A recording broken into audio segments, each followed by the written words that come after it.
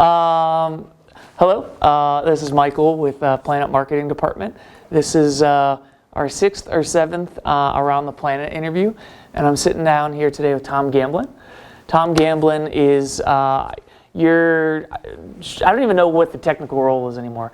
You're shop foreman, or you're? Right now, I'm just a technician right now. I kind of took a step back because I'm preparing for the move, and so I wanted to be able to let some new guys get in that position so I can help them learn what they need to do to kind of keep things flowing. Sure. So you've been with Hyundai for a very long time, and I don't really know how long that time is. It's like 10 and a half, almost 11 years at this point. Started here in May of 2011. So how did your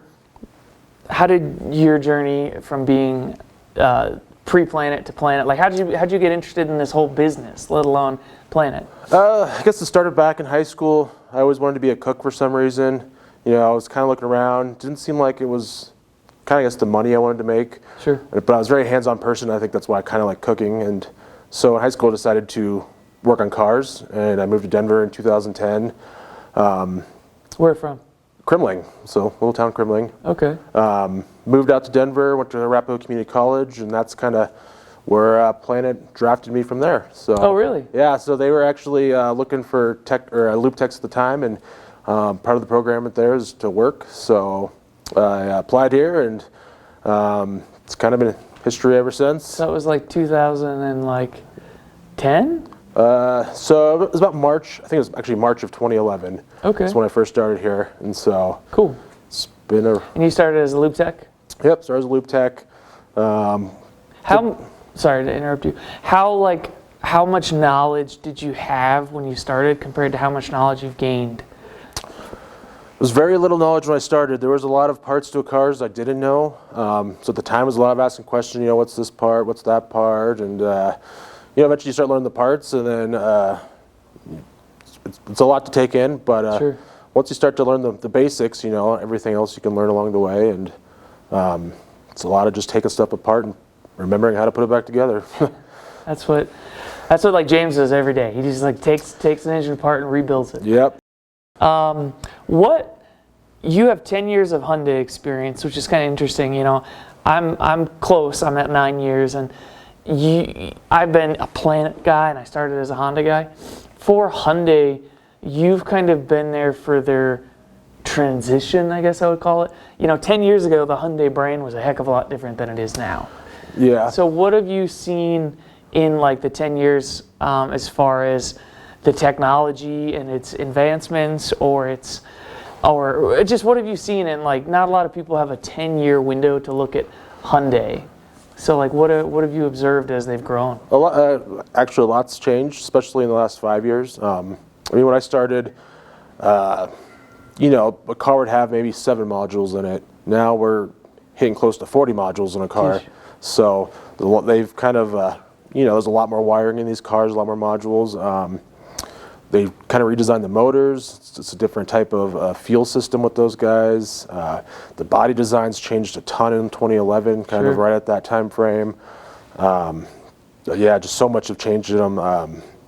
There's no more timing belts really anymore on the Hyundai side of things. No more power steering pumps and stuff. It's all electronic. They've simplified them quite a bit in the sense of maintenance stuff that you need without having the power steering. You don't have to worry about hoses leaking or fluids to exchange or timing belts to replace, things like that. So lots changed there. Sure. So you mentioned your move. Where are you going? Going to Florida. Going to Orlando. So you joked about you'll plug your wife's business. Go ahead, plug your wife's business. What's the deal with Orlando? Well, we just had to go to Orlando. There's a few reasons. One of the reasons, the wife's a travel agent. She enjoys selling. She's really good at it. She enjoys selling to people, and she loves Disney. So that's right now Disney and Royal Caribbean, her big things, and Universal. And she's working on to learn more about the different things out there, sandals, all those things. It's a lot to learn, just like it's a lot to learn all these different places. But we love to travel, and we cruised a lot, and so going to Florida, right next to our home cruise port over there in Port Canaveral, and Disney's right 20 minutes down the road, and got a got a yard for the kid now, so he can run around, and Cool. so we're excited. Going on a cruise for Christmas, so we're excited about that. So That's it's one awesome. of the perks of moving there. So moving to Florida, your wife is Liz, right? Yes. Is a travel agent. I know you have a boy named Oliver because we've talked. Yeah. What would you say? What are some of your passions? And here's why I'm asking that. We know you do your job. We know you're good at what you do. You diagnose, you fix cars. You know, like, sure, like I'm good. I know Google Analytics. I know everybody. Right. We can all kind of be like, I know what these guys know. Right. But, you know, what you might not know about me is I like martial arts, and I like to bake, and I run 10Ks. You know, like, those are the weird things that there's no tell. Right. So I'm just curious, you know, I get it. You got a young kid, so it's not like you've got ample free time. But what are the things that kind of spark your passion? I mean, I guess I enjoy cooking, like outside of work. I mean, I don't get to do as much as I hope, but like at home, probably shows. I got a flat top griddle outside. I got a grill. I got a smoker. So my deck's full of fun little toys. Sure. Got a turkey fryer. I got all the little gadgets. I love just trying to experiment, like Thanksgiving. You know, deep frying a turkey, or just trying different ways to create food, or even just taking your leftovers and making something weird out of it that's delicious. You know, wife doesn't always agree with those things, but they always come out good some way, one way or another. What are your recipes? What do you like to cook? Because you're right. You got the fryer. You got it all. But Right. what is it that's like? If I said, Tom, I really always wanted someone to make this, what would you be like? I can do it.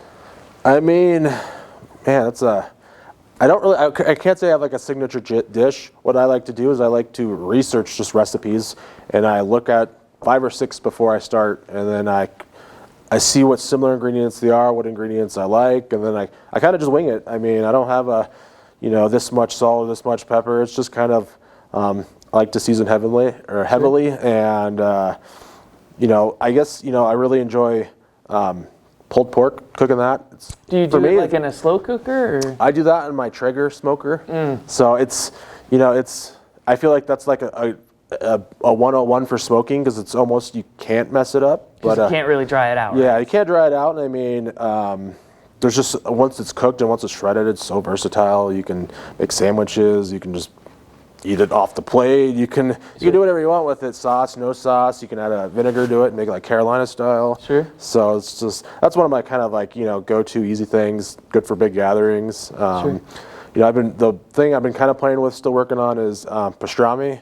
So if you go to, so I don't do the full process. So if you go to like King Soopers, Safeway, and you buy the packages during like St. Patty's Day of the corned beef, you actually take those guys, pretty much wash them off, or just let them sit for about 24 hours to suck some of the salt out of them, and then you crust them with a pastrami crust, and then you smoke those to about 200 degrees, and it's pretty close, about as close as you get to pastrami without actually doing the brine process yourself, because the brine process yourself would take, I think, a couple weeks. Dang. So it's kind of a little shortcut, but still get some good quality, and still tinkering with the crust there, and trying not to dry it out and everything. So, but that's I guess that's my one right now. Okay.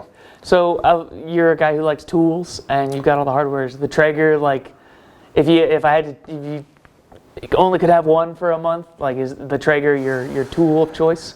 Oh man, that's a tough one.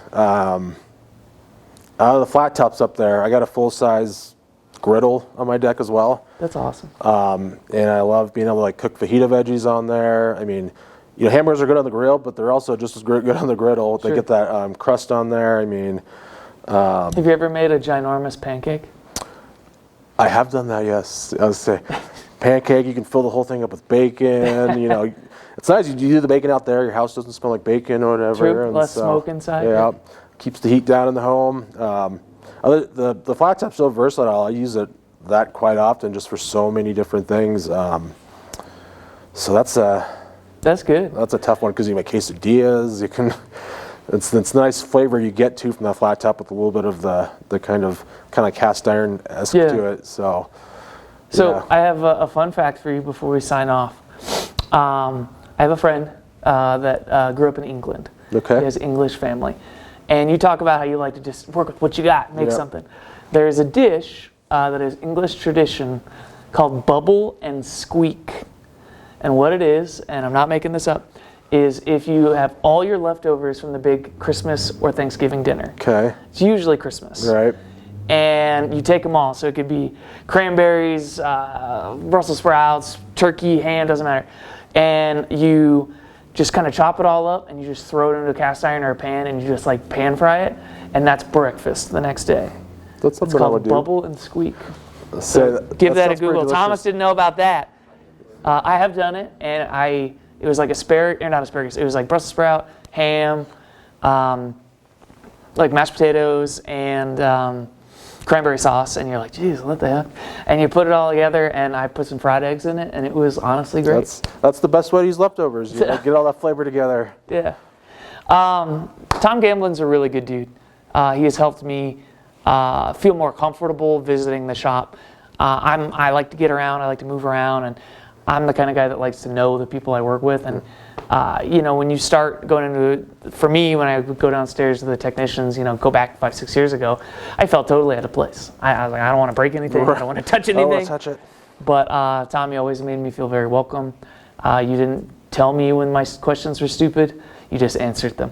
That's what I go for. I mean, that's how people learn. If they don't feel comfortable asking, they're not going to learn. So you got to make them feel comfortable, so they don't ask. They might not do the job right. So Tom's an awesome dude. I can tell you, thank you for the way you've helped me personally and professionally, and on behalf of Planet, thanks for everything you did. When are you out of here? As of right now, I think haven't officially announced it, but like November 9th is probably my last day. It's my birthday. It's the last day of the pay period, and it's gives me about a week and a half to pack up before fully having to make that drive. Cool. So you're probably gonna do Thanksgiving in Florida. Yeah, something like that. I mean, unpacking, to wing it, go find something out. I don't know. We'll see what happens. Well, hopefully this was educational. Tom's a great dude. Thanks for listening, and you got maybe a month to 2 months to shake his hand and get a recipe. Tom, we appreciate it. Thanks for sitting down. Yeah, thank you guys. I appreciate it.